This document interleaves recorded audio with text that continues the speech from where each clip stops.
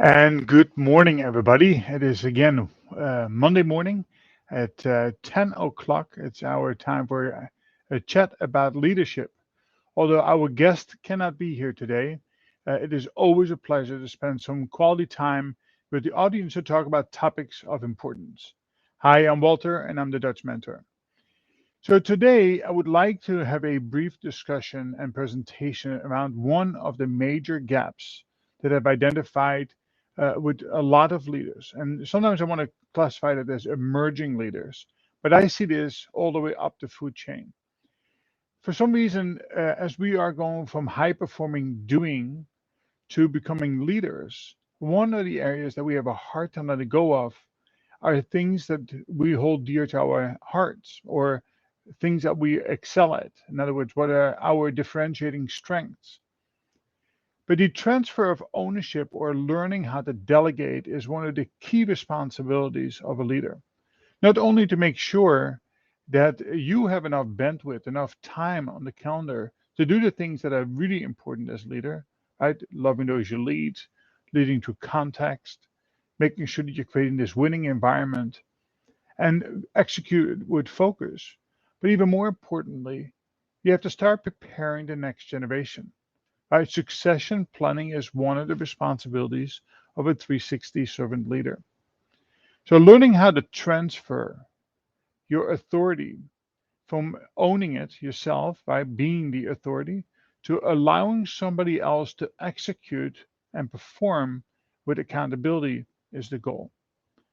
So, we have developed a model, the transfer of ownership model, as you can see on the screen, and it really is broken down into 5 levels. Now, there are many lessons beyond this model on the screen itself. And if you're interested in that, you can always come visit my website at thedutchmentor.com, book a free consult, and be more than happy to chat with you one on one about what and how to do this in your team, with your division, or your organization. But one thing we do know that failure to learn to delegate, failure to learn how to transfer the ownership, you'll end up leading at the bottom of your privilege, not at the top of your privilege. It really is going to make your life much harder because you have a difficult time letting go. And of course, it has to do a lot with trust. But you really should start with I, right? Be inflective. Why am I not able to allow people to work under me and shift that authority? And often it lies in areas of insecurity or codependence or imposter syndrome or having little faith in the team members. Or, of course, that might have something to do, you don't really know them or understand them or have taken it to heart that it is your responsibility to develop them. So there's no such thing as dumping as part of delegation, right? Delegation or shifting the power of authority comes with a lot of responsibilities. You, as a leader, have to make time for that. So we have a chat section for today's presentation.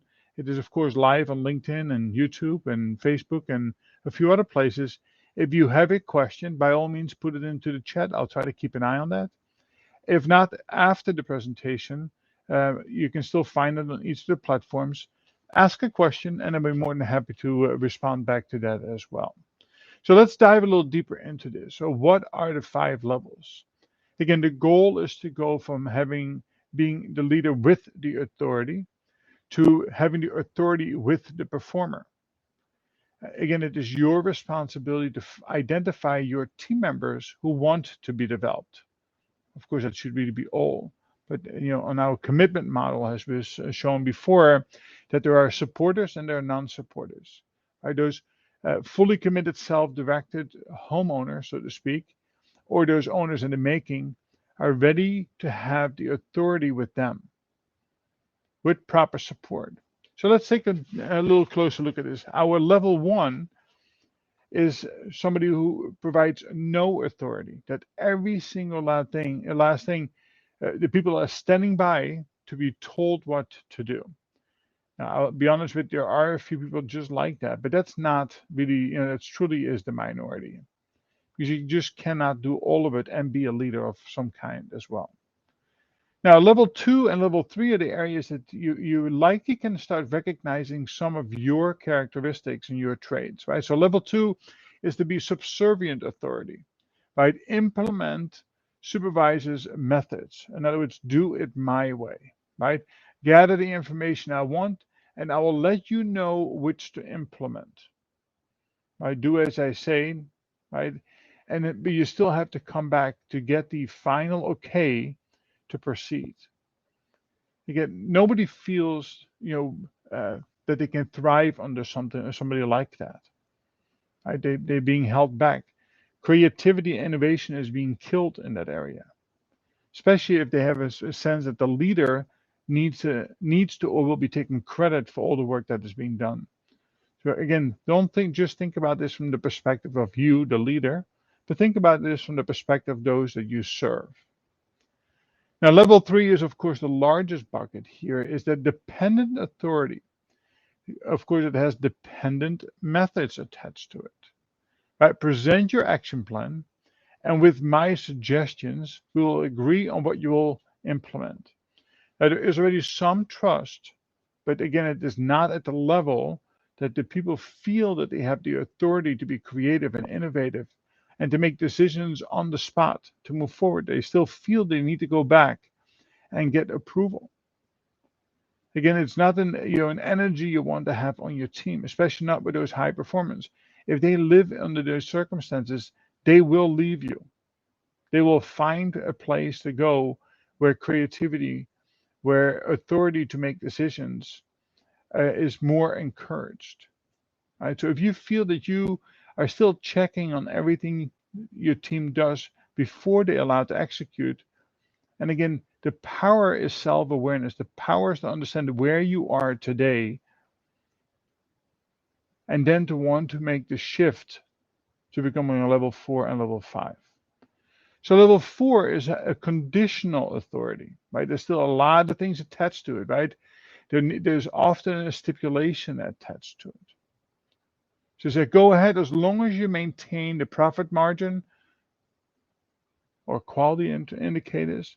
So again, as long as you perform, it's all okay. In other words, nobody feels that there's a sense of if I fail to perform, that I'm still continuing to grow and learn.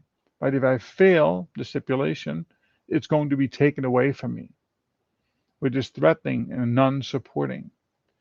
The ultimate place we want to be is a level 5, right? Is the interdependent authority with feedback, and here is a key word, after the action.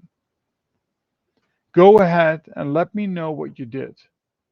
In other words, there has to be accountability at the end of the day on how well the project went or how well your decision stood ground.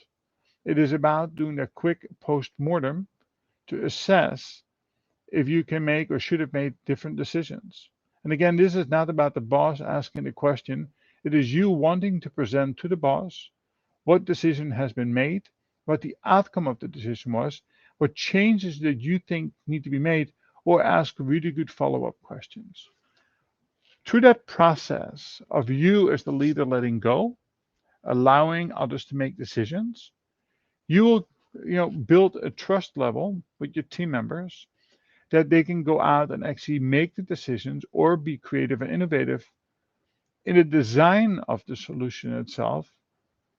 Even if they fail, they still have your support. Now, of course, if people make the same mistake 2, 3, 4, 5 times, that's a different ball of wax. Now, in our programs, we always encourage people to separate people's value from people's performance. And here, too, that's exactly what you need to do. Right? Is we need to make sure that we maintain their value if we give them critical feedback after they have made a decision. It is really important to continue to grow and have this safe environment, this physical and psychological safety in the workplace, an encouraging environment to learn. Right? We nourish our team members. We support them. We don't crutch them. We don't set stipulations. We don't ask them to go out and do things, execute, and then you take the credit for it, right? Leadership is not that. Right? Leadership is about encouraging, about promoting, about shifting the authority to the performer. Of course, we have to make sure that they have the skills, knowledge, and abilities, and that shift can take place over time. So it is about learning what the responsibility is and how to get to that point that you can fully shift from a 3 to a 5. Again, if you have any questions about this, by all means, reach out to me. You can find me at thedutchmentor@gmail.com. You can go to my website at the Dutch Mentor. In the top corner, you can book a free consult where I can have a chat about this. Again, this is one of these very difficult things that leaders need to learn to do if they truly want to thrive. Right? I couple this with learning to measure your performance on a daily basis. It will help you accelerate. And why is that? Well, we all know how difficult it is to create new habits, or really, we don't know. Why? Because make the same mistakes over and over and over. We go to classes, to webinars, to conferences, and we're all giddy and happy, and it's very fruitful, only to find out by Monday morning you probably have forgotten most of it. Well, that's just another example on how difficult it is to build new habits. We make a promise to ourselves to go to the gym 3 times a week, or to drink more water, or sleep more, or eat wiser.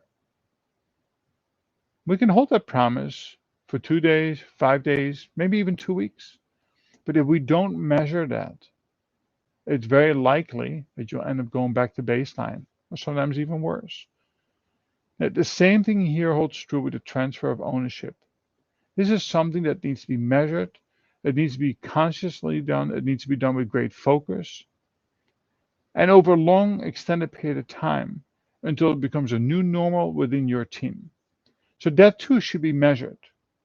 I live by the simple idiot, right? Is that if you measure performance on a daily basis, your performance will accelerate. That's what I work with the students on very early on. What is your Zen measure? What is one thing that you need to do for yourself? And through that process, you can learn how difficult it is to actually stay true to that. And you get to see how long it takes before you create new habits and behaviors, before you don't even have to think about it anymore. It is now part of your new normal. So again, thank you for checking this out. If you have any questions, again, reach out to me at thedutchmentor@gmail.com or thedutchmentor.com. We will be back again next week with a short talk about leadership, and we will have a guest join us. Again, if you are interested in being a guest and have a story to share, by all means, come on and let me know. Have a wonderful day. Make the best out of it. And again, measure your performance, because then your performance will improve. Create new habits and behaviors, and it starts with you. Have a great day, everybody. Thank you.